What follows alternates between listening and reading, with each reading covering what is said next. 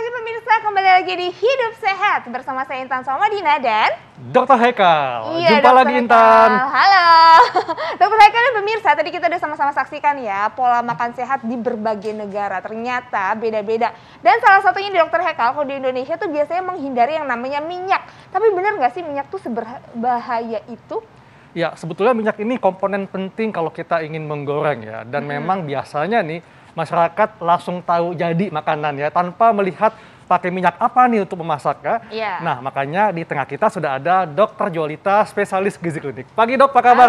Pagi Dr. Pagi, Haikal, Dokter. Intan, kabar baik. Dok, kita membahas tentang minyak Dok ya, minyak goreng. Nah, ini ada yang mengatakan, tapi Dok ya, sebelumnya kita lihat dulu di meja kita ada berbagai jenis minyak ya. Ada minyak jagung, minyak kedelai, wijen, dan sebagainya. Iya. Nah, semua ini minyak ini yang kita buat gorengan bisa Dok ya semuanya kita pakai buat menggoreng. Ada yang bisa, ada yang enggak. Ada yang sebaiknya tidak digoreng, Oh, tidak gitu. dengan suhu tinggi gitu. Ya, Oh, jadi beda-beda ya? Jadi contohnya gini, kan kalau kita bicara tentang proses yang digoreng, berarti kita bicara suhu tinggi. Betul. Nah, minyak itu tergantung sama berapa sih smoke points-nya dia. Smoke points itu adalah titik Didih. asap Oh, sedikit di bawah titik didih. oke. Gitu. Semakin tinggi titik asapnya, berarti dia semakin aman untuk menggoreng sebenarnya di pemasakan dengan suhu tinggi.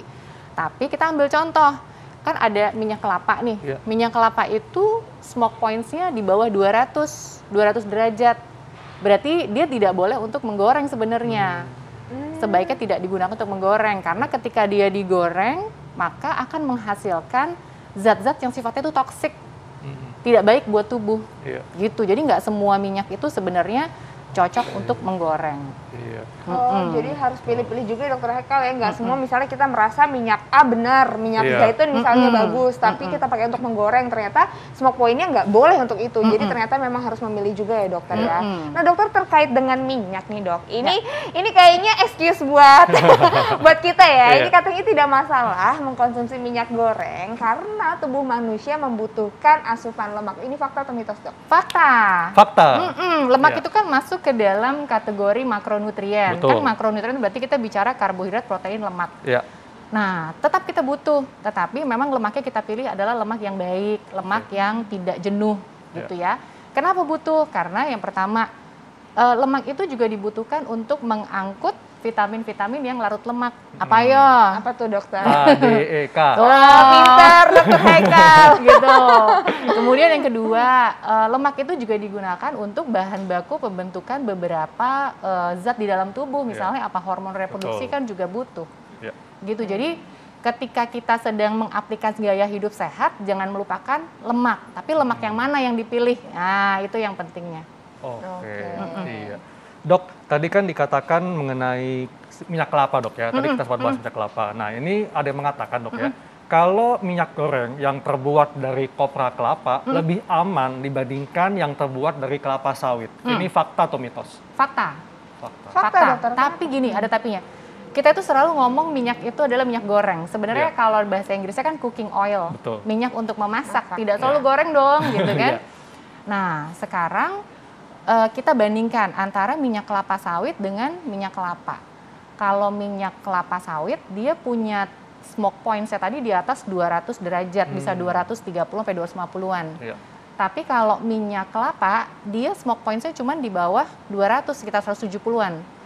Sehingga kalau dia untuk menggoreng sebenarnya nggak tepat minyak kelapa tadi. Iya. Karena berarti akan cepat mencapai smoke points-nya Betul. dan akan menghasilkan zat yang sifatnya toksik. Iya. Yang mana bisa berkaitan dengan penyakit jantung, kanker, stroke, dan lain-lain. Ya. Sedangkan kalau minyak kelapa sawit karena smoke points-nya dia tinggi, bisa untuk menggoreng sebetulnya. Nah, tetapi perbedaannya lagi, kalau minyak kelapa itu meskipun dia tinggi lemak jenuh, Iya. tapi rantai lemak jenuhnya dia itu adalah yang rantainya bilangnya medium, yang sedang. Sehingga pada waktu dikonsumsi oleh tubuh, dimakan, kemudian dia akan langsung diserap oleh saluran cerna kita. Dan dalam penelitian dia tidak berkontribusi terhadap pembentukan kolesterol dalam tubuh. Oh, oke. Si minyak kelapa tadi, asal nggak digoreng. Oh, Gitu. Jadi misalnya untuk numis gitu ya, Iya. untuk sauteing bisa. Oke, nah dokter, ini kan tadi dokter sempat nyinggung-nyinggung kolesterol ya. Ini benar nggak sih dok kalau minyak kelapa sawit ini menyebabkan kolesterol tinggi sehingga rentan untuk terkena penyakit jantung ataupun stroke? Ini fakta atau mitos? Minyak kelapa sawit? Iya. Mitos. Oh mitos dokter? Mitos. Oh, jadi Ya, gimana dok? Jadi gini, minyak kelapa sawit itu ada memang kandungan 50%-nya adalah kandungan lemak jenuh. Tapi lemak jenuh di dalam minyak kelapa sawit ini, terutama minyak lemaknya namanya lemak asam palmitat. Ya.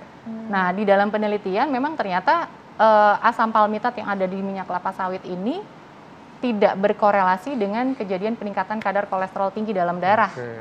Oke. Gitu, asalkan tadi penggunaannya juga tidak berlebihan. Iya. Jadi kuncinya sih sebetulnya itu. Penggunaannya tidak berlebihan. Tidak artinya semua makanan kita digoreng. Iya. Jangan. Tetapi kalau ditumis, kemudian dia dipanggang dengan menggunakan minyak masih aman. Gitu. Tapi saya penasaran dok ya, minyak yang paling umum digunakan oleh masyarakat untuk menggoreng itu jenis minyak sawit berarti Betul, ya? betul. Jadi memang kalau di negara kita kan memang penghasil cukup tinggi ya Iya. untuk minyak kelapa sawit. Jadi yang umum digunakan di negara kita adalah minyak kelapa sawit untuk semua macam pengolahan makanan. Iya. Nah, memang metode memasak yang digoreng kalau di negara kita memang paling umum, ya Iya. kan? Karena apa? Cepet, Betul. ya kan? Harga minyak kelapa sawit juga murah, Iya. gitu kan?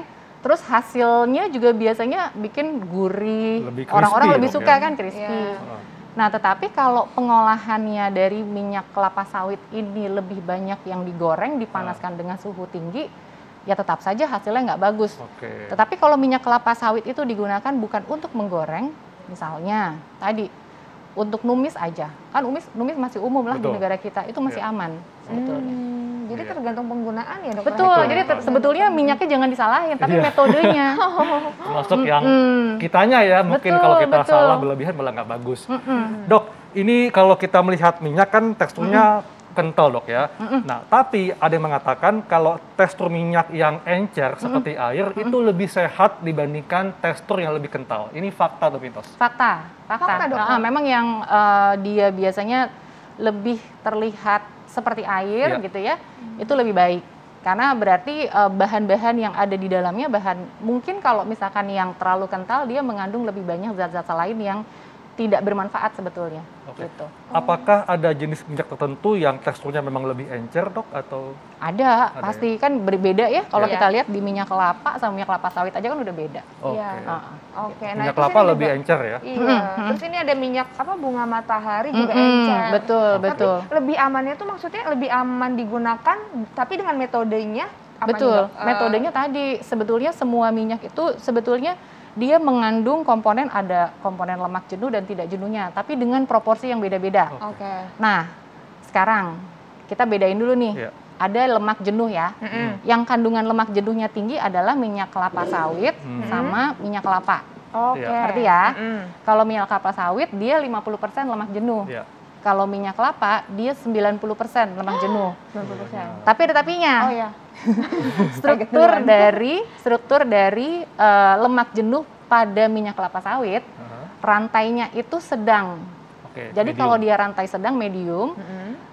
ketika di dalam tubuh ketika dia digoreng, dia akan di dalam tubuh ketika dia diserap, dia akan langsung bisa digunakan sebagai sumber energi. Oh. Dan dia tidak berkontribusi terhadap pembentukan kolesterol dalam tubuh. Iya.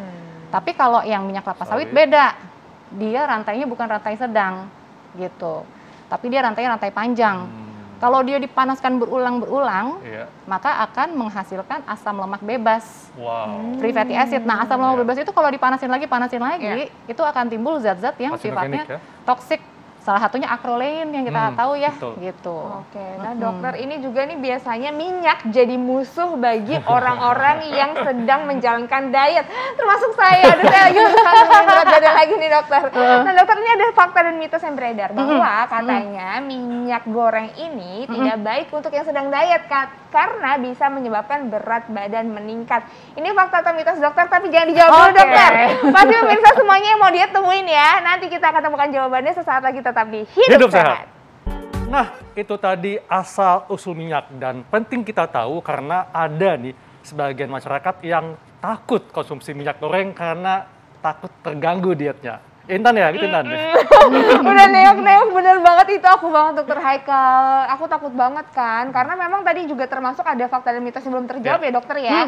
Ini dokter katanya minyak goreng tidak baik untuk yang sedang diet, bisa menyebabkan kenaikan berat badan. Ini fakta atau mitos dokter? Fakta dong. Ya, lagi nungguin jawabannya, mudah-mudahan Sudah. mitos ternyata fakta. Gimana dokter penjelasannya? Yang pertama, minyak itu komponennya lemak. Lemak itu kan kalau dibandingin sama protein dan karbo, kandungan kalorinya lebih tinggi. 1 gram lemak, kalorinya berapa yo? 9. 9. Kalau protein, jago dia.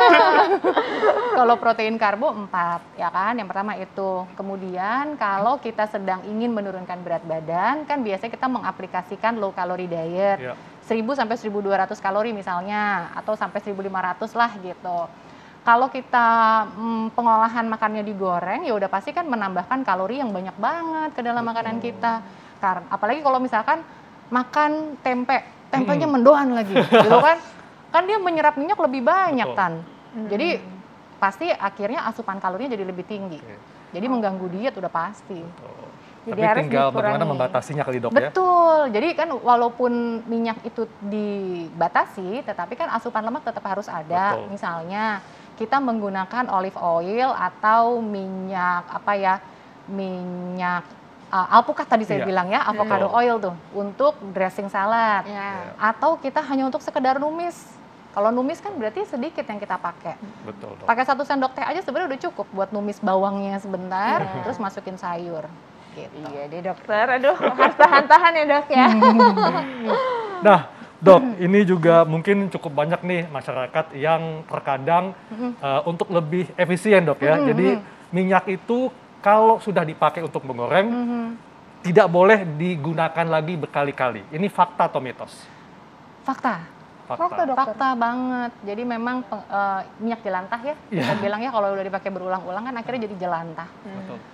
Minyak itu kalau dipanaskan dengan suhu yang di atas smoke points-nya dia, lagi-lagi ya pasti dia akan menghasilkan zat-zat yang sifatnya toksik atau racun buat tubuh.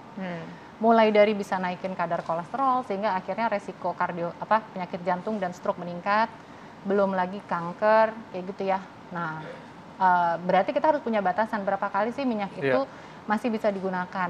Sebenarnya referensinya adalah nggak boleh lebih dari 2 kali, Dokter Haikal dan Intan. Jadi kalau udah 2 kali udah harus ganti. Harus ganti. Nah, berarti apa sih yang bisa kita lakukan supaya nggak boros? Karena 2 kali pakai terus mesti dibuang kan boros ya. Buat ibu-ibu pasti aduh sayang banget gitu. Berarti apa yang harus dilakukan? Batasi makanan gorengan. Mau nggak mau. Iya, Jadi benar juga harus sih. ada metode lain yang menggantikan metode goreng gitu. Karena namanya ibu-ibu pasti yang namanya ngumpulin minyak di dalam botol terus dibuang tuh sayang. Tapi sebenarnya sekarang kan banyak tuh badan-badan atau lembaga-lembaga yang dia bisa mendaur ulang minyak jelantah sehingga akhirnya berguna lagi buat lingkungan gitu loh. Oke, nah dokter ini kadang-kadang ya kalau aku nih mengakalinya, kalau makan goreng-gorengan tuh biasanya aku selalu tiriskan atau aku pers-pers dulu gitu ya, pakai tisu atau kertas dokter. Biasanya suka dialasin kertas gitu kan. Iya, Atau kalau plastik misalnya- ya? Iya, kadang-kadang juga ada plastik juga orang yang pakai. Cuman kalau aku biasanya nggak pakai plastik, kertas sama tisu. Nah ini ada fakta dan mitos yang beredar dok, bahwa katanya tidak baik meniriskan makanan yang sudah digoreng dengan alas tisu dan juga kertas dan juga plastik. Ini karena kandungannya akan terserap kepada makanan dan itu berbahaya. Ini fakta atau mitos dokter? Fakta. Kalau yang digunakan adalah misalnya kertas koran. Atau kertas ujian ya? Iya, biasanya kalau ada beli gorengan kan ada pontennya tuh dok.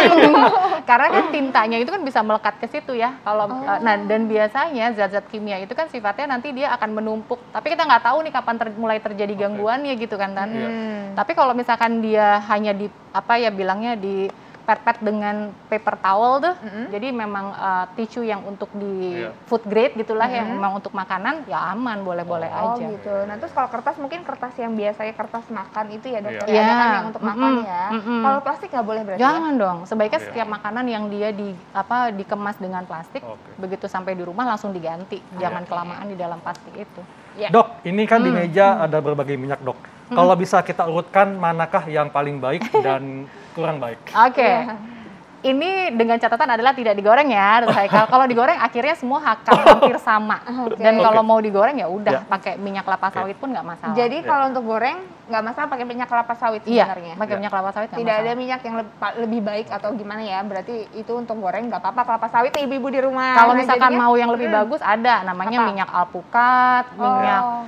bunga matahari, tapi harganya mahal. Ini minyak bunga matahari. berarti. Yuk, Tapi kita kan harganya urutin, Dok. mahal. Iya. Ya, jadi Kita misalnya urutin ya. ini pertama minyak bunga matahari karena dia Yang punya paling baik ya? dia punya titik didih itu titik smoke point-nya tinggi. Oke. Ya, terus apa lagi? Berikutnya Ada minyak jagung, minyak Minyak kedelai. jagung, minyak kedelai. Oke. kedelai, Terus minyak zaitun. zaitun. Minyak zaitun ini untuk dressing. Atau- Boleh atau untuk numis masih Oh, bisa. masih bisa. Ini ya. Ini Itu ada minyak wijen, wijen. Oh, minyak wijen boleh. Ini wangi banget sih minyak wijen ya, Dok. Kira-kira seperti ini. Oh. Oke. Ini kalau urutannya dilihat dari pemirsa. smoke Iya. points atau titik apa ya, titik asap gitu. Dilihat dari Jadi, titik asap. Nah, iya. tapi ingat juga bahwa kandungan asam lemaknya kan beda-beda. Betul. Kalau yang tinggi asam lemak tidak jenuh berarti sampai di sini. Ini jenuh nih. Oke. Tapi jenuhnya ini beda, jadi dia majuin dikit deh. Gitu. Oke. Oke. Ngerti ya? Berarti ini ya, Dok ya, minyak biji bunga Ini? matahari yang terbaik ya. Ini kalau misalkan kita lihat dari lemak jenuh atau tidak jenuh. Ini tidak jenuh. Yang kita butuhkan adalah tidak jenuh. Baik. Oke. Kalau ini adalah lemak jenuh. Tapi lemak jenuhnya si minyak kelapa ini beda. Dia lebih mudah dipakai oleh tubuh sebagai sumber energi. Jadi dia maju dikit. Gitu. Nah, dokter, ini jadi ada tips nggak, Dok nih, yang apa ya, cara yang paling sehat lah, paling tidak untuk menggoreng makanan, menggunakan minyak goreng juga. Oke, jadi supaya kita bisa tetap mendapatkan manfaat dari minyak yang kita konsumsi, karena kan dia juga mengandung ada vitamin A, ada vitamin E, ada karoten gitu kan, kemudian ada fitosterolnya juga, maka sebaiknya tidak digunakan untuk menggoreng. Seandainya kita tetap ingin menggoreng, batasin aja. Misalnya, kita punya resolusi 2022 nanti. Resolusi terus ya. Oh, resolusi terus ya.